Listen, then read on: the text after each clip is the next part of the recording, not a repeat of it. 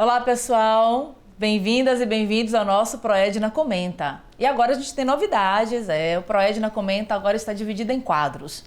Nós vamos ter o Terça das Mulheres, o Quinta da Educação e o Sábado das Cidades. Mas não é só isso.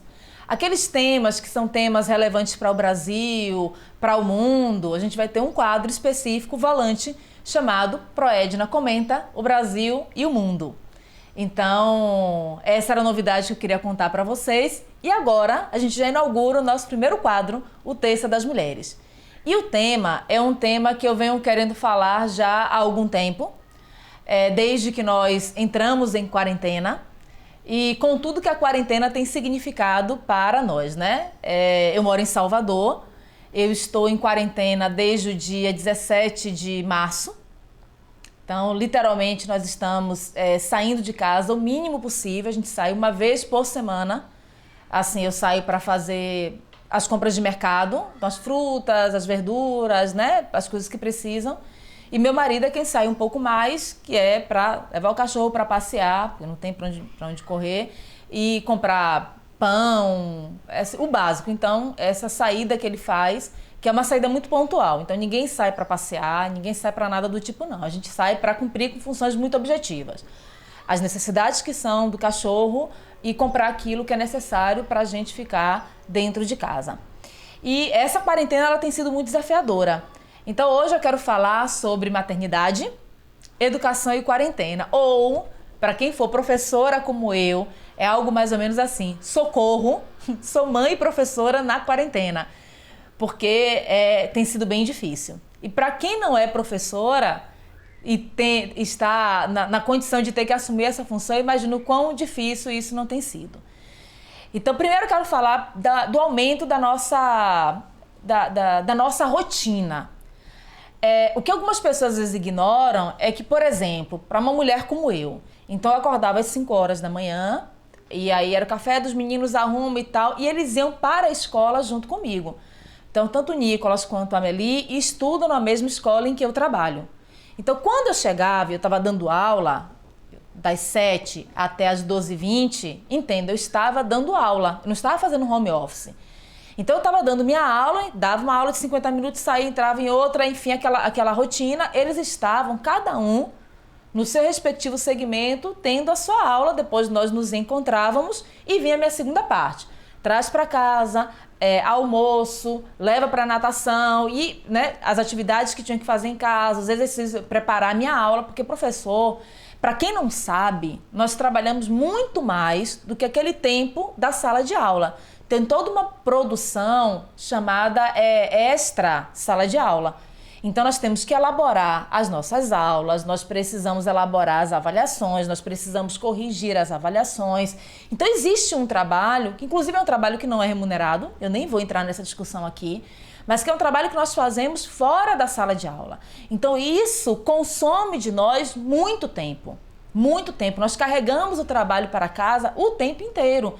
Então, quem for aqui filha ou filho, ou marido, esposa de professora, sabe do que eu estou falando, sabe de uma rotina que está além da sala de aula.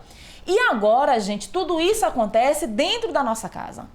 Então, algumas pessoas acham que é fácil, porque home office está trabalhando menos. Não, nós não estamos. Porque agora, enquanto eu estou dando aula, no horário em que eu estou dando aula, a Meli está tendo a aula dela, Nicolas está tendo a aula dele, é tudo acontecendo ao mesmo tempo agora.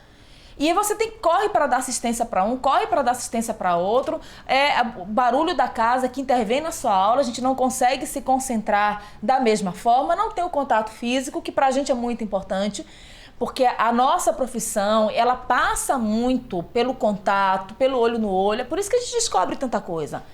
Né? Por que é a escola, muitas vezes, quem sinaliza para a família uma certa dificuldade, às vezes um problema de visão, um problema de audição, um problema emocional? É porque a gente está ali no contato que é diário. E agora eu dou aula para a tela do meu computador, sabe? E isso coloca a gente numa relação, numa tensão muito grande. E você precisa se repensar de diversas formas. Em um home office que você não se programou para fazer aquele home office. Você não tem uma casa preparada para o home office, você não está fazendo home office e seus filhos estão na escola. Tudo está acontecendo ao mesmo tempo dentro da sua casa. E aí tem um tempo, nós não temos mais um tempo para nós. Todo o tempo hoje é invadido por essas questões. Então é muito difícil a nossa condição. Um outro ponto que eu quero falar para vocês é que eu não sou professora dos meus filhos. Eu sou historiadora. Eu estou habilitada para assumir a educação a partir de um determinado ponto. Então eu não sei alfabetizar, gente. Eu não sei. Eu, como mãe, eu colaboro nesse processo.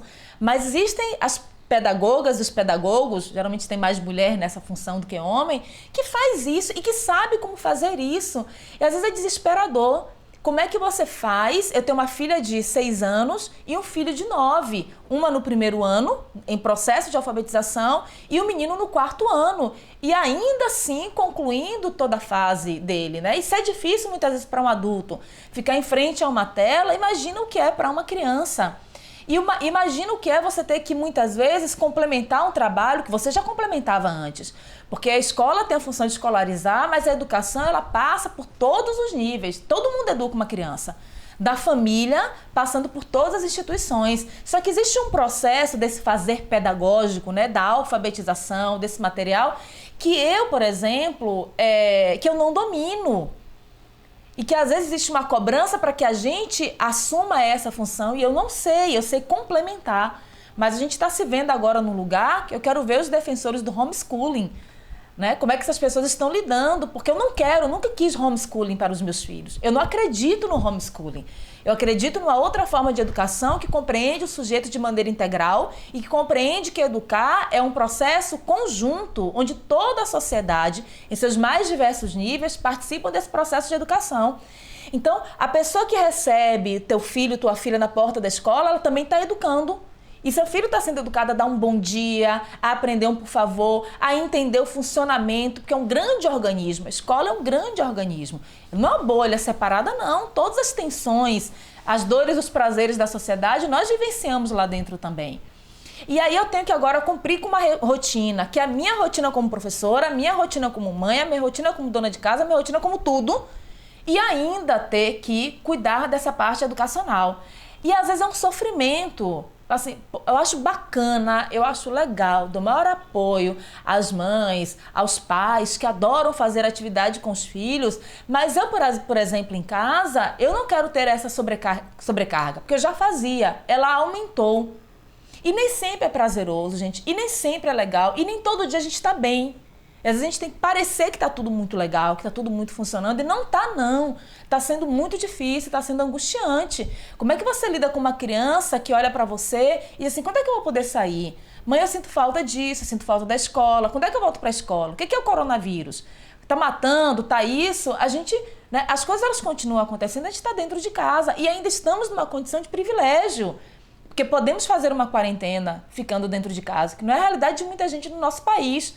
E a culpa não é do coronavírus, não. A culpa é da desigualdade social. Querer culpar agora o coronavírus por tudo, mas vamos dizer assim, porque a desigualdade... Não, já existia desigualdade, já existiam estudantes. O coronavírus escancarou o nível e o aprofundamento das desigualdades sociais no nosso país. Ele não inventou a desigualdade social. Ele escancarou, e aí é óbvio que a ausência de políticas públicas aprofunda essas desigualdades sociais. Então, é difícil estar nesse lugar e fazer de conta que está tudo bem, né? Existe uma sobrecarga do trabalho, nós estamos trabalhando, mas sim, nós, professoras, já trabalhávamos muito. As mulheres, a gente já sabe disso, que mulheres trabalham mais do que homens. Então, e isso aumentou. Então, hoje nós temos uma sobrecarga, né? Uma ausência de privacidade, porque o seu cotidiano está todo presente no seu fazer diário.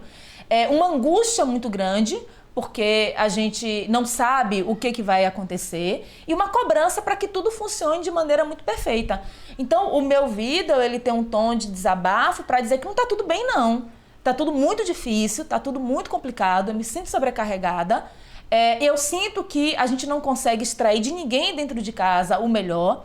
E eu quero dizer que, do meu ponto de vista, me sentir desse jeito é um novo normal, né? Não está tudo bem, está difícil. E eu imagino que esteja difícil para todo mundo. E acho que é importante que agora a gente exercite esse encontro e esse apoio para que a gente possa, né, se construir de uma outra forma. Então, Esse é o nosso Terça das Mulheres, dividindo com vocês um pouco da minha realidade, que eu imagino que seja a realidade de outras pessoas. Comentem aí, digam como é que tá sendo para vocês, porque fácil, gente, definitivamente fácil não está sendo. Até o nosso próximo Proedna Comenta.